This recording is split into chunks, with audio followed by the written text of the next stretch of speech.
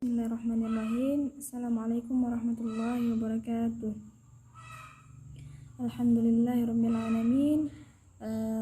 Wassalatu wassalamu ala asrofil anbiya'i wal mursalin wa ala alihi wa sahbihi ajma'in, amma ba'd. Alhamdulillah, marilah kita bersyukur kepada Allah karena berkat rahmat dan hidayahnya kita masih diberikan kesempatan dalam pertemuan sekarang.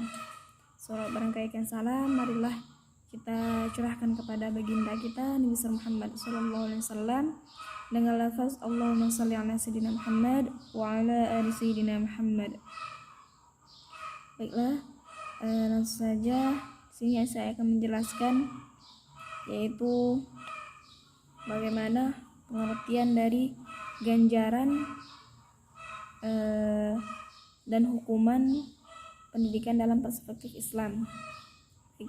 Ganjaran secara etimologi yaitu berasal dari kata ganjar yang berarti memberi hadiah atau upah.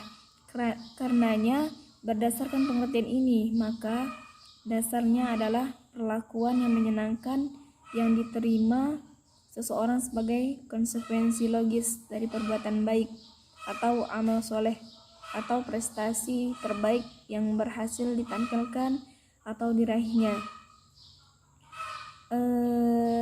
Maksud ganjaran dalam konteks yaitu adalah memberikan sesuatu yang menyenangkan atau berupa penghargaan dan dijadikan sebagai hadiah bagi peserta didik yang berprestasi baik dalam belajar maupun sikap perilaku.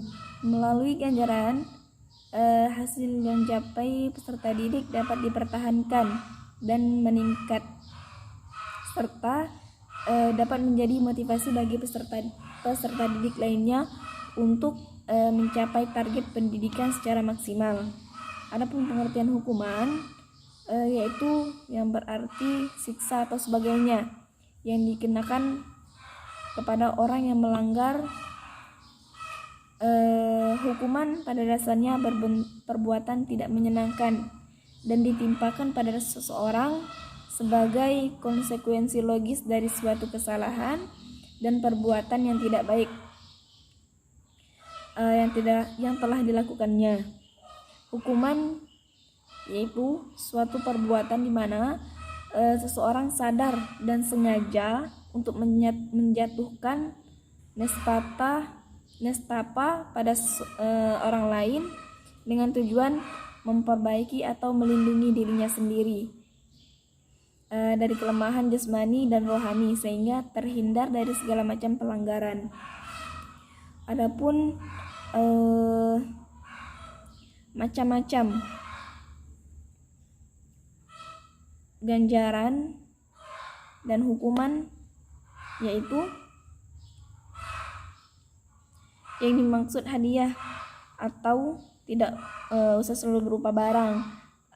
Agungkan kepada dengan wajah yang berseri-seri menunjukkan jempol si pendidik sudah satu hadiah.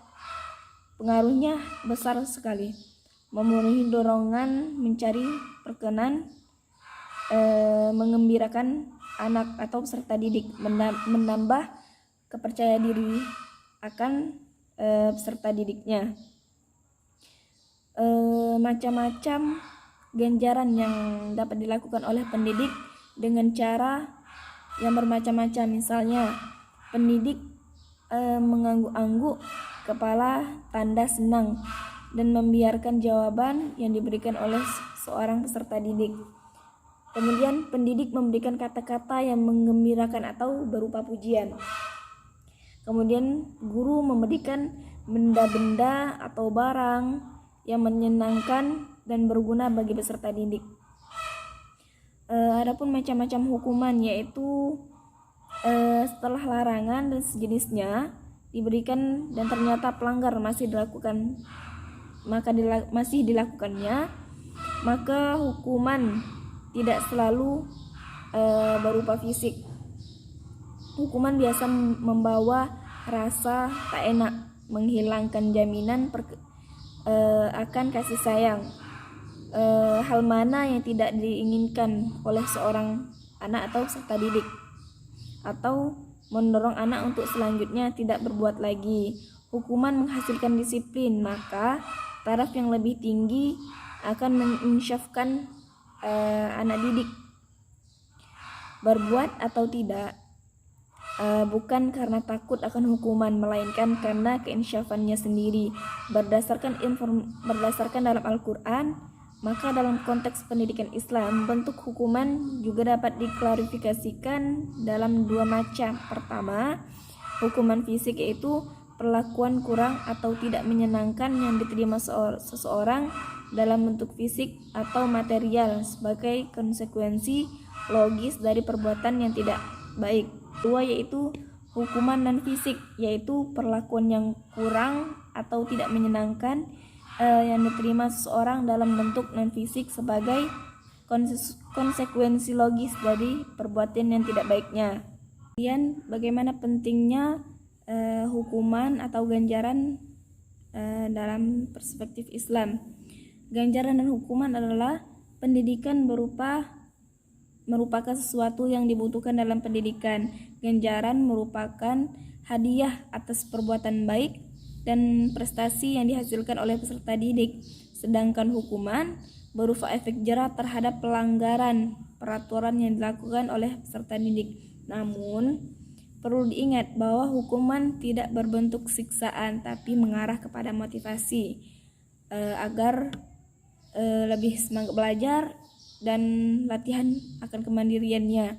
Ganjaran dan hukuman sangat penting untuk melatih kemandirian peserta didik, terutama yang bergelut dalam pendidikan Islam dan mempengaruhi pendidikan yang berkualitas. Dalam ganjaran pentingnya yaitu agar peserta didik itu lebih bersemangat lagi untuk belajar, termotivasi akan perbuatannya sebelumnya, bahwa itu merupakan hal-hal yang baik untuk bisa termotivasi untuk peserta didik lainnya.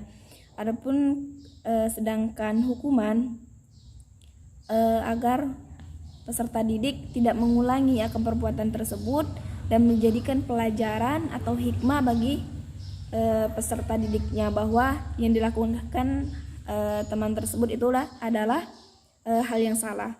Baiklah, cukup sekian, saya akhiri. Wassalamualaikum warahmatullahi wabarakatuh.